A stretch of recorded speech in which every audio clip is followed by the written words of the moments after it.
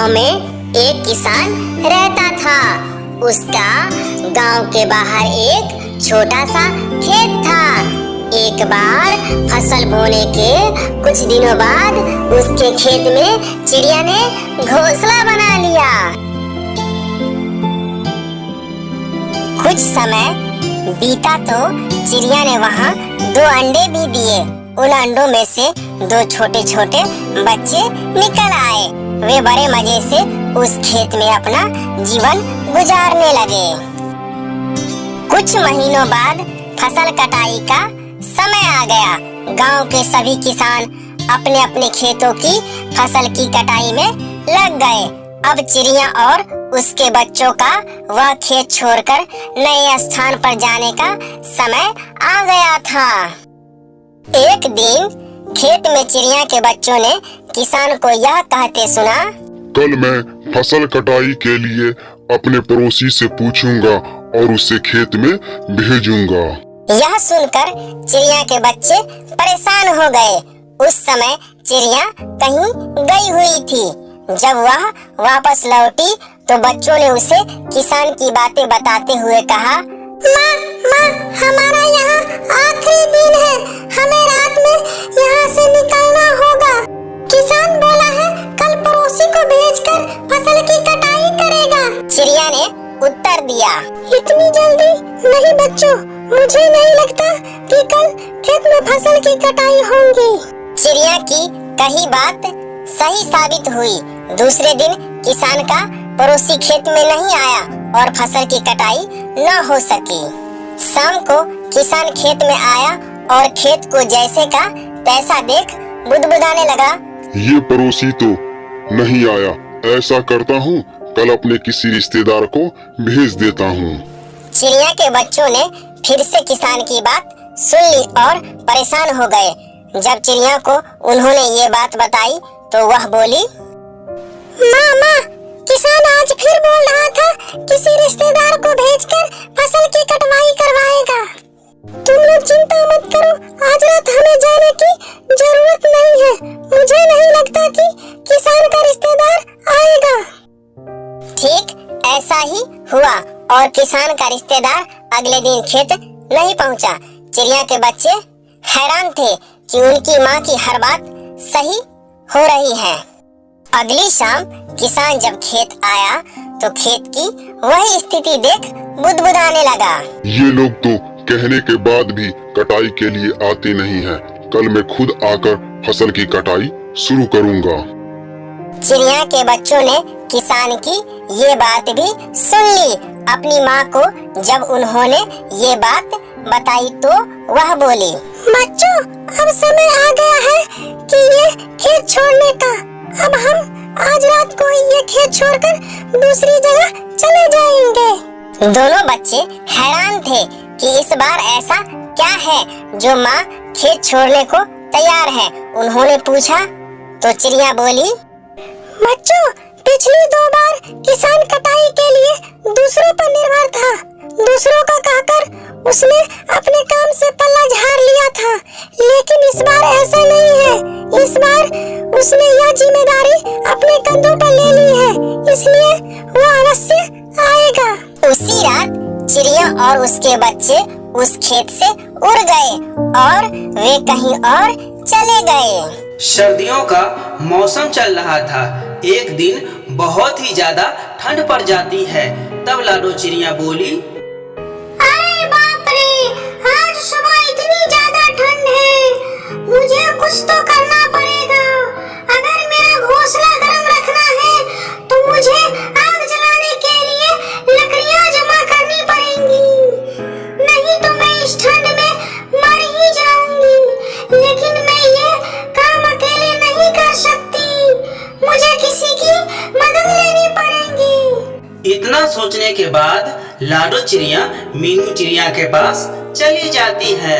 लाडो चिड़िया बोली, अरे मीनू मौसी, तुम क्या कर रही हो? कुछ नहीं लाडो, मैं कुछ नहीं कर रही हूँ। अच्छा ठीक है। तुम बताओ, तुम यहाँ कैसे? अरे कुछ नहीं, अभी ठंड का मौसम चल रहा है ना, मैं सोच रही थी कि हमें हमारे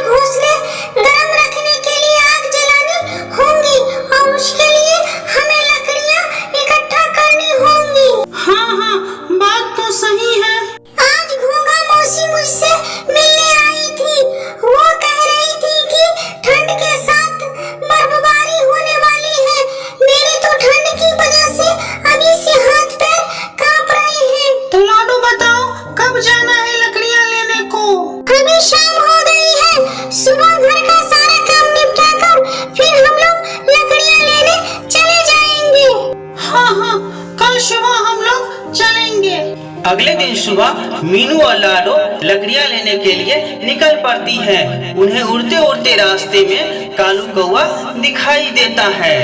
देख लाडो, ये आलसी कौआ कितने मजे से धूप सेक रहा है। जाने दो मौसी, हमें क्या करना है, हमें बहुत काम है, हमें चलना चाहिए। नहीं लाडो, ये आलसी कौआ ऐसे मजे में सुबह सुबह धूप सेक रहा है, ये मुझसे नहीं देखा जा रहा है। तुम देखो मैं इसे कैसे काम पर लगाती हूँ। लाडो और मीनू कौवे के पास रुक जाती है। मीनू मौसी, रहने दो ना, क्यों बेचारे को परेशान कर रही हो? बेचारा और ये एक नंबर का आलसी और कामचोर है। अरे कालू कौवे, तुझे कुछ शर्म वर्म है कि नहीं? ऐसे दिन भर बिना काम के कैसे बैठ सकते हो तुम? तुम्हारे हाथ पाँव दर्द नहीं करते? कालू कौआ मीनू मौसी की बात को सुनकर अनसुना कर देता है। अरे तू चुप क्यों है? कुछ तो बोल। क्या आलस की वजह से तुझे सुनाई भी नहीं दे रहा है? क्या मीनू मौसी, मैं तो यहाँ शांति से बैठा हूँ। क्या आपको मेरी वजह से कोई तकलीफ हो रही है? अगर आप चाहे तो मैं यहाँ से उठकर कहीं दूर चला जाता हूँ। अरे आलसी कौवे, मुझे मालूम है तू कितना कामचोर है, और वैसे भी तुझे कुछ और आता भी नहीं है, और बस दिन भर आराम से सोता रहता है और कब को हिलाते रहता है। नहीं नहीं मीनू मौसी, मैं कामचोर नहीं हूँ, मैं कोई भी काम कर सकता हूँ। अच्छा तो ऐसी बात है, तो चल मेरे साथ।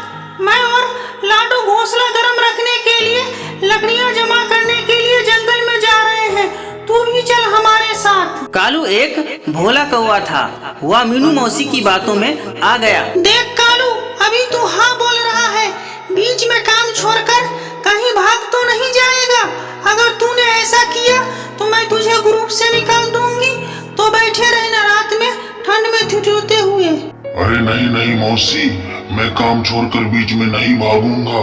ये मीनू मौसी भी ना किसी को भी अपनी बातों में फंसा लेती है और अपना काम करवा लेती है। लाडो, मीनू मौसी और कौआ तीनों जंगल की तरफ निकल पड़ते हैं।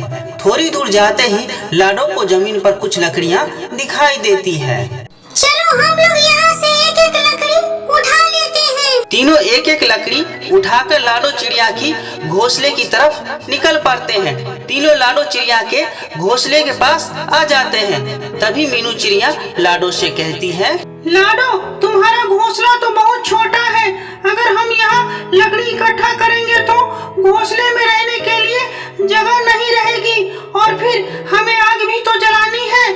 हम एक काम करेंगे, मेरा घोंसला बहुत बड़ा है, हम लकड़ियाँ मेरे घोंसले में जमा करते हैं। रात में हम तीनों वहीं पर आग जलाएंगे और आराम से सो जाएंगे। आप सही कह रही हो मीनू मौसी, हम ऐसा ही करेंगे। कालू भैया चलिए, हम मीनू मौसी के घोंसले की तरफ चलते हैं। कालू लाडो की हाँ में हाँ मिलाकर पीछे पीछे चल पड़ता है। तीनों मिलकर लकड़ियाँ मौसी के घोंसले में रख देते हैं। चलो हमें और भी लकड़ियाँ लानी पड़ेगी, ये लकड़ियाँ तो हमें आग जलाने में कम पड़ जाएगी, हमें कुछ और लकड़ियों की जरूरत पड़ेगी। तभी मीनू चिड़िया पाँव में मोच आने की झूठा नाटक करती है। अरे बाप रे, ओए माँ, मर गई रे, शायद मेरे पैर में मोच आ गई है, अब मैं लकड़ियाँ नहीं उठा पाऊंगी।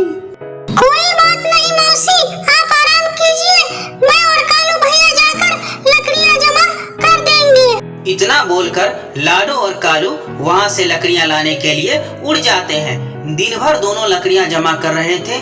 ऐसा करते करते मीनू मौसी के घर में लकड़ियों का ढेर लग जाता है। अरे वाह, इसे कहते हैं सुकून की जिंदगी। रात में तीनों मिलकर मौसी के घर आग जला लेते हैं और आराम से सो जाते हैं। जब सुबह हो जाती है, कालू कहता है कि कल तो बहुत अच्छी नींद आई मुझे, लेकिन अब मुझे बहुत ज्यादा भूख लग रही है। भूख तो मुझे भी लगी है कालू भैया, देखते हैं मीनू मौसी के घर कुछ खाने के लिए है कि नहीं। अरे मीनू मौसी, हमें बहुत भूख लगी है, आपके पास कुछ खाने को है? हाँ हाँ, मेरे पास थोड़ा अनाज बचा है, आखिर तुमने हमारे लिए इतना सारा काम जो किया है। दोनों थोड़ा थोड़ा अनाज खा लेते हैं। खाना खाने के बाद लाडो कालू से कहती है, चलो कालू भैया, हमें और लकड़ियाँ जमा करनी होगी। तभी मौसी उन दोनों को रोक लेती है और कहती है, लाडो तुम एक काम करो, तुम लकड़ियों के बजाय अनाज जमा करो। घर में सिर्फ थोड़ा ही अनाज बचा है। अगर मैं अकेली होती तो अनाज बच जाता, लेकिन अब हम 3 लोग हैं, इसलिए हमें और अनाज चाहिए। आप सही कह रही हो मौसी, मैं और कालू भैया अभी निकलते हैं। दोनों अनाज लेने के लिए निकल पड़ते हैं। उधर लाडो और कालू मेहनत कर रहे थे और इधर मतलबी मीनू मौसी मजे से अपने घोंसले के बाहर धूप सेकती हुई बैठी हुई थी। ये सर्दियाँ कितनी अच्छी होती हैं। रात में आग जलाओ और दिन में मस्त धूप सेको। ये दोनों अनाज लेकर वापस आए, तब तक मुझे घर का दरवाजा अंदर से बंद कर लेना चाहिए। मैंने उन दोनों से झूठ कहा है कि अनाज खत्म हुआ है, लेकिन ऐसा नहीं है। मैंने बहुत सा अनाज पहले से ही जमा करके रखा हुआ है। अब मेरे पास रात में आग जलाने के लिए लकड़ियाँ भी बहुत है।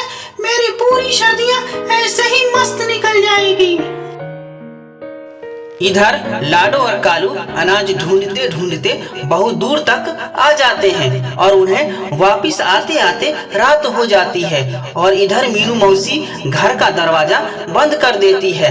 रात हो जाती है और दोनों मीनू मौसी के घर के बाहर आ जाते हैं। लाडो घर का दरवाजा खटखटाती है। मीनू मौसी, ओ मीनू मौसी, दरवाजा खोलिए, हम हैं। शायद मौसी सो गई है, मैं देखता हूँ। अरे मौसी, जल्द दरवाजा खोलिए, बाहर बहुत ठंड है। अगर तुम थोड़ी देर में दरवाजा नहीं खोलोगी तो हम यहीं पर जम जाएंगे। मीनू मौसी को उन दोनों की आवाज सुनाई दे रही थी, लेकिन मतलबी मीनू मौसी ने दरवाजा नहीं खोला और चुपचाप अपने घोंसले में सोती रही। कालू भैया, शायद मीनू मौसी सो गई है। चलो हम मेरे घोंसले में चलते हैं।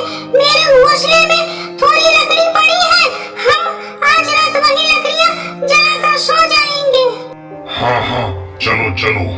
मुझे लगता है शायद वो दोनों चले गए होंगे। मैं अब अकेली ही आग जला देती हूँ। अरे बाप रे, आज तो बहुत ही ज्यादा ठंड है। मुझे और ज्यादा लकड़ियाँ जलानी पड़ेगी। मेरे पास तो बहुत ज्यादा लकड़ियाँ हैं। मीनू मौसी लकड़ियों के ढेर को भी खींचने लगती है। तभी लकड़ियों का ढेर खिसक कर आग में आ जाता है और वो लकड़ियाँ भी आग पकड़ लेती है। अरे ये क्या हो गया? कोई मुझे बचाओ। लाडो, कालू, कहाँ हो तुम दोनों? अरे कालू भैया, ये तो मौसी की आवाज लग रही है। मुझे लगता है वो मुसीबत में है, हमें जाकर देखना होगा। जैसे ही वे दोनों मौसी के घोंसले के बाहर आते हैं तो देखते हैं कि घोंसले के चारों तरफ आग लगी होती है। कालू हिम्मत और बहादुरी से दरवाजा तोड़ देता है और मौसी को आग से बाहर निकाल देता है। मुझे माफ कर दो, मैं मतलबी हो गई थी। पाँव में मोच आती, ये झूठ कहा था आप दोनों से। इसके सामने मौत चाहिए। सिर में चोट, हाथ दोनों सर, और सारा काम तुम दोनों से करवाया। तुम्हारे आने से पहले ही दरवाजा भी बंद कर दिया, लेकिन मुझे मेरी लालच की सजा मिल गई और मेरा एक पंख भी जल गया। मीनू मौसी को अपनी गलती की सजा मिल चुकी थी। तो दोस्तों, आपको ये कहानी से क्या सीख मिली हमें कमेंट में जरूर बताना।